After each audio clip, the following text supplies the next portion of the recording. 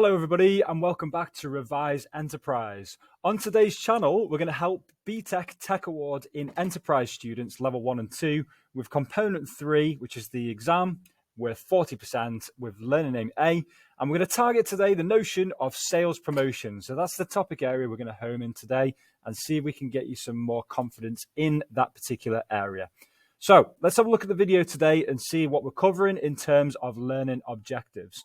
So our first learning objective today on the channel is to know what a sales promotion is and the purpose of a sales promotion. That's the first thing we want to find out today as part of your learning. Learning objective 2, explain the different types of sales promotion used by an enterprise. There are 6 in total to go through. We're going to try and go through each one in a little bit of description and then some strengths and weaknesses of each one as well.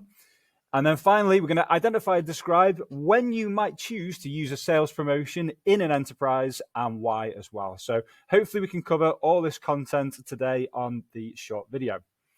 So let's have a look today at the first part then. So learn objective 1 is, what is a sales promotion? That's the first thing we need to know on the channel today. So a sales promotion is designed to boost the sales of an enterprise. It offers an incentive or a reason, if you like, to persuade current and potential customers to buy products. And like I said before, there are 6 different ways that you can offer sales promotions to your customers to entice them into your enterprise. So we're going to look at those on the next couple of slides. Okay, what is the purpose of a sales promotion? So there are several different purposes or reasons why a business would have a sales promotion. Number 1 is to boost sales revenue. Yeah, so to boost their sales.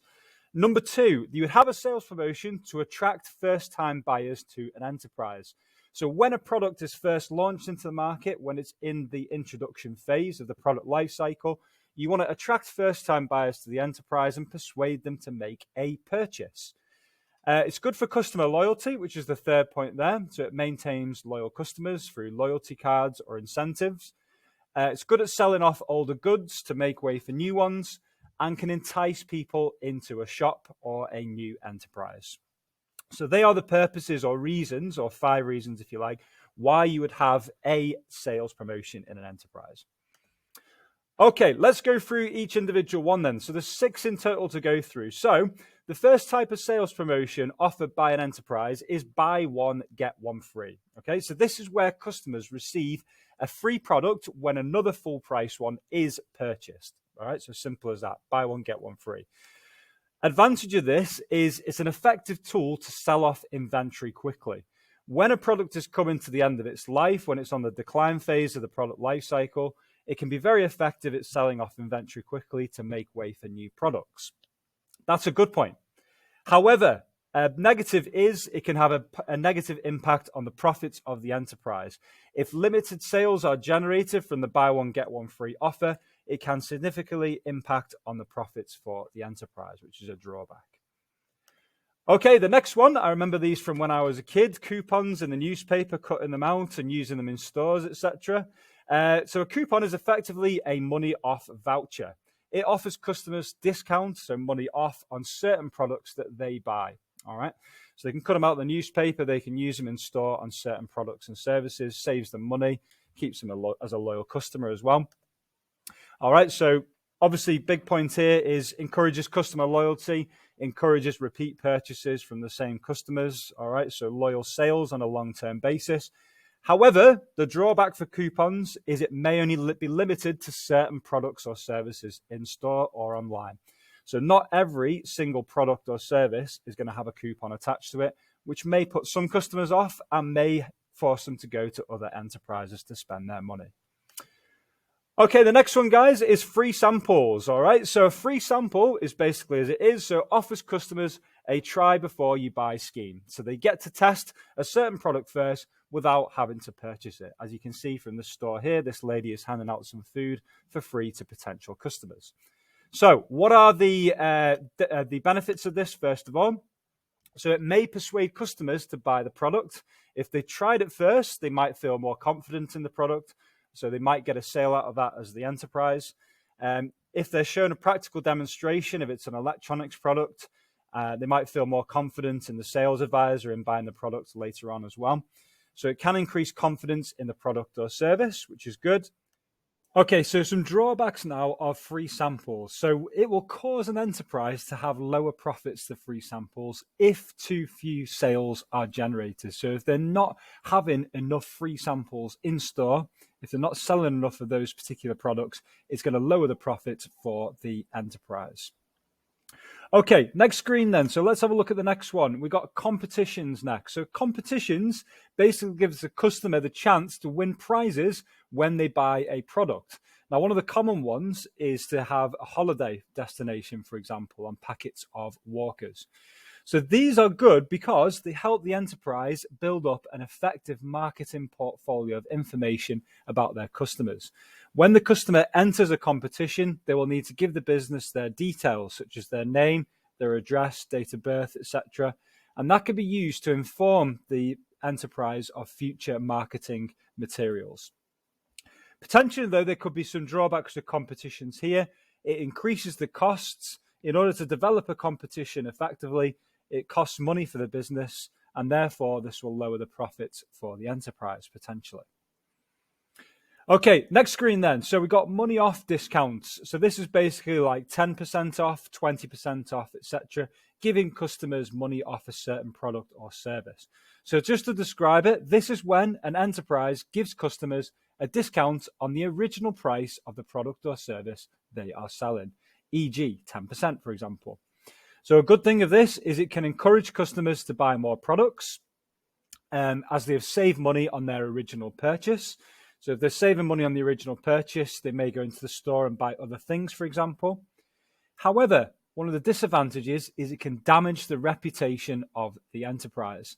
If the enterprise does not have faith in selling their products to customers at the full price, this can put customers off, and it can ruin the reputation of the enterprise potentially. Okay, next one we got is loyalty schemes and incentives. So this is where, as a description, regular customers are rewarded for their loyalty to an enterprise by earning points on certain purchases. So often this can be in the format of loyalty cards. Some of the good things, or one of the good things here that I've put for you, is that customers can eventually exchange their loyalty points for discounts on certain products or to collect something for free. This could be a tea or a coffee, for example, from Costa. One of the disadvantages, though, of loyalty schemes is the following. It can be easily lost or stolen. This results in the customer losing their points or being able to exchange them in the first place. So one of the drawbacks of loyalty cards can be easily lost or stolen, leading to the customer losing their potential points. Okay, let's move on to learning objective 3 then. So when can you actually have a sales promotion and why? So let's try and put this into a little bit of context. Let's try and put this into a little bit of a larger screen for you so you can see what's going on here.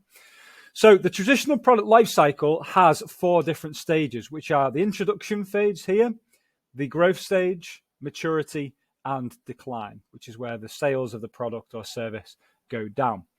Now, what can happen at each stage is there's plenty of opportunities to entice customers further by offering the sales promotion. Here are some of the ideas I've come up with at each individual stage for you.